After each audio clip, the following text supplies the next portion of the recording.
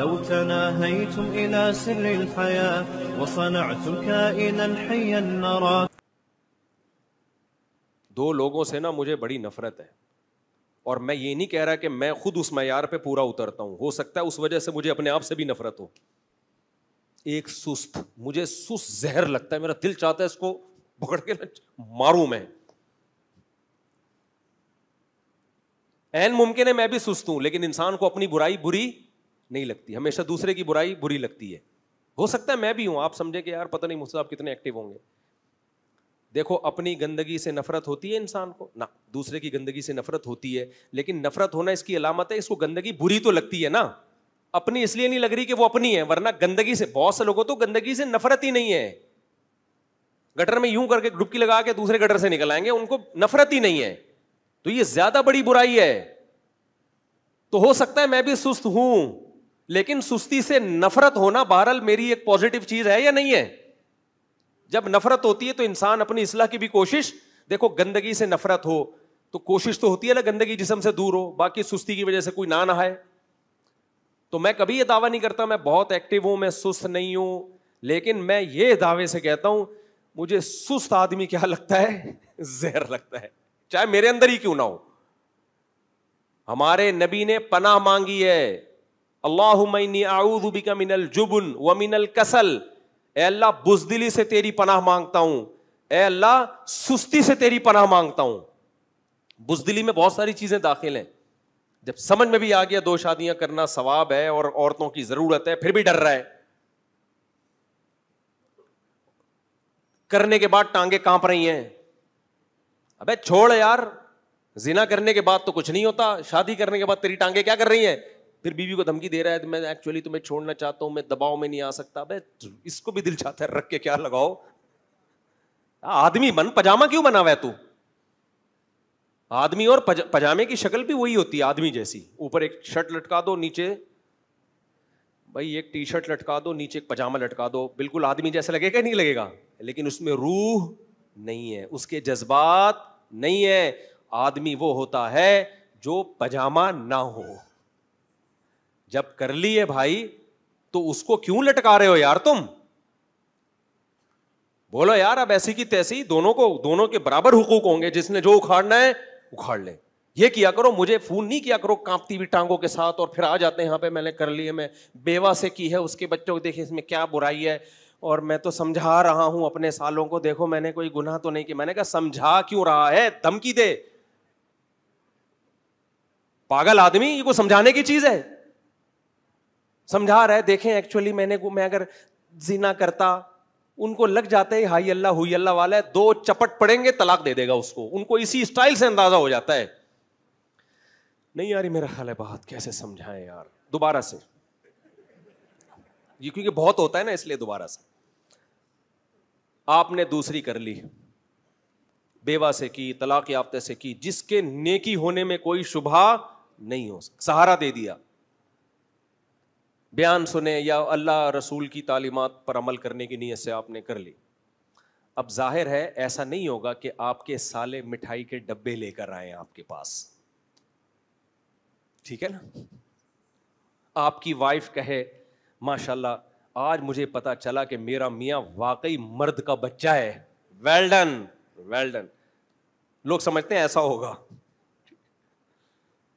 سالے کہہ رہے ہوں, سالے مٹھائی کے ڈبے لے کے آ رہے ہوں, سسر صاحب کا فون آئے, خاندانی ہو گیا یار, میری بھی کرا دے اب. ایسا بالکل بھی نہیں ہوتا اور ہونا بھی نہیں چاہیے بھی نہیں نا.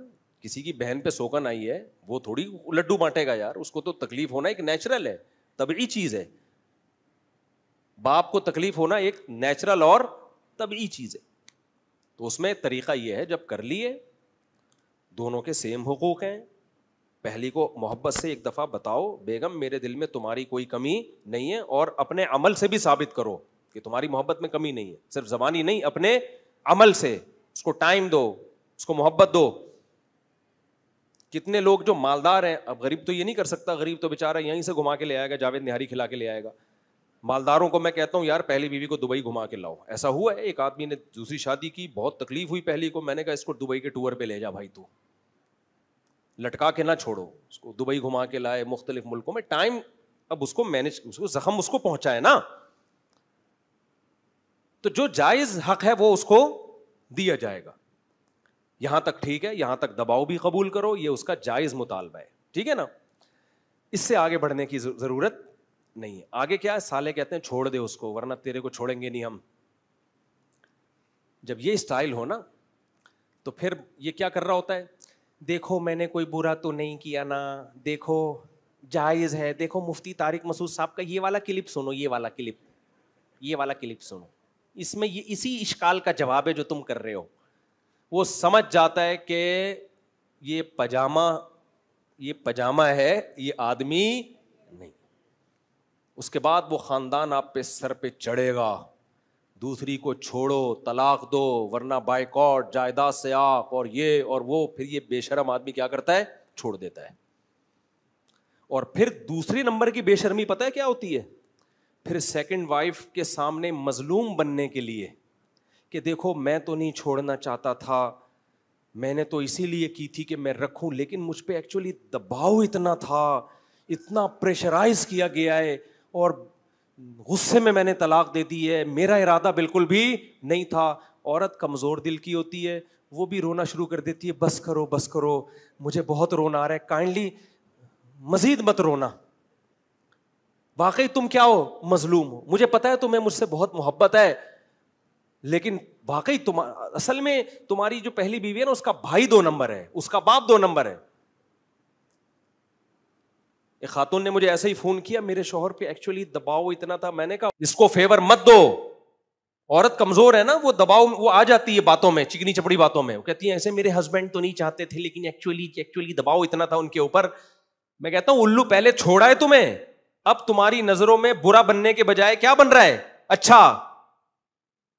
یہ چاہتا ہے کہ عزت بھی میری اسی طرح رہے اس عورت کی نظر میں جیسے پہلے تھی, کام بھی اپنا پورا کر لیا اور عزت بھی بحال رہے. بھائی کچھ تو ہونا, تو نے کام اپنا پورا کر لیا تو ذلیل تو ہونا اس کی نظروں میں. تو میں ان خواتین سے کہتا ہوں بے وقوف بنا رہا ہے, دباؤ وباؤ کیا, کون دباؤ دے سکتا ہے یار کسی کے اوپر.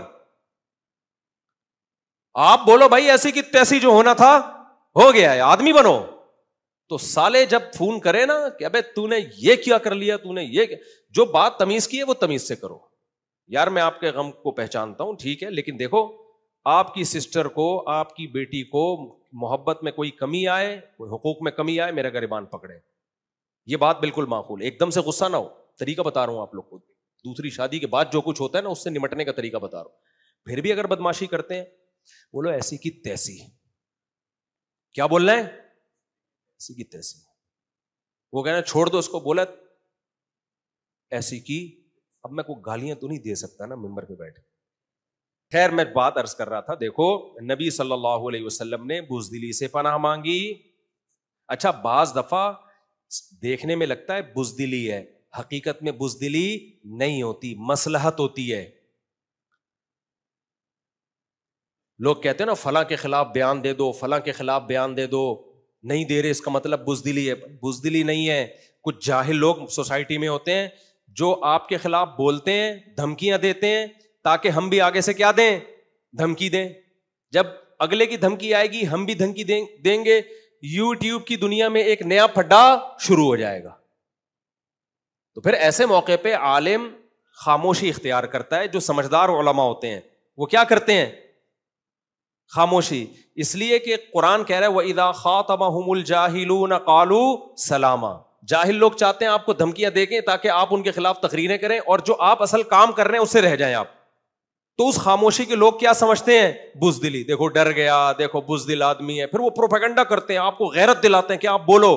اگر آپ ان کی باتوں میں آ کے بولنا شروع کر دیا, اس کا مطلب آپ بہادر نہیں ہو بلکہ آپ پرلے درجے کے بے وقوف ہو, کہ جو باطل چاہتا تھا آپ نے اپنے آپ کو اسی بحث میں ڈال دیا. تو مصلحت اور بزدلی دونوں بالکل الگ الگ چیزیں ہیں, سمجھتے ہو. تو اللہ کا شکر ہے ہم مصلحتاً بہت سی چیزوں پہ خاموش ہو جاتے ہیں. بزدلی کی وجہ سے میں اللہ سے امید کرتا ہوں انشاءاللہ کہ میں بزدلی کی بیس پہ خاموش نہیں ہوتا, سمجھتے ہو. مسئلہ بعض لوگ دھمکیاں دیتے ہیں، یہ کر دیں گے وہ کر دیں گے، ہم اگنور کرتے ہیں، جان دے یار، نام بھی نہیں لیتے ان کا، ٹھیک ہے چھوڑو. وجہ اس کی ہے کہ ان کا تو کام ہی یہی ہے. اب ہم بھی اگر دھمکیاں دیں گے تو ایک نئی جنگ چھڑ جائے گی یوٹیوب پہ، اس سے کیا فائدہ ہوگا؟ جو کام ہے ہمارا ہے وہ رہ جائے گا. تو ایسے موقع پہ قرآن کی تعلیمات ہیں، فاعفو وصفحو، نظر انداز کرو، معاف کرو، درگزر کرو، تاکہ آپ کا جو اصل ہدف ہے، جو آپ کا اصل کام ہے، آپ کسی کے بہکاوے میں آ کے اپنے اصل کام کو نہ چھوڑیں. سمجھتے ہو کہ نہیں سمجھتے؟ تو میں بات عرض کر رہا تھا میرے بھائی، اللہ کے نبی نے پناہ مانگی بزدلی سے بھی، اور کسل کسے کہتے ہیں؟ سستی سے بھی، ومن البخل کنجوسی سے بھی. یہ بھی بہت بڑا عیب ہے، جیب سے پیسہ نکلتا ہی نہیں. ہوا و حرص والا دل بدل دے، میرا غفلت میں ڈوبا دل بدل دے.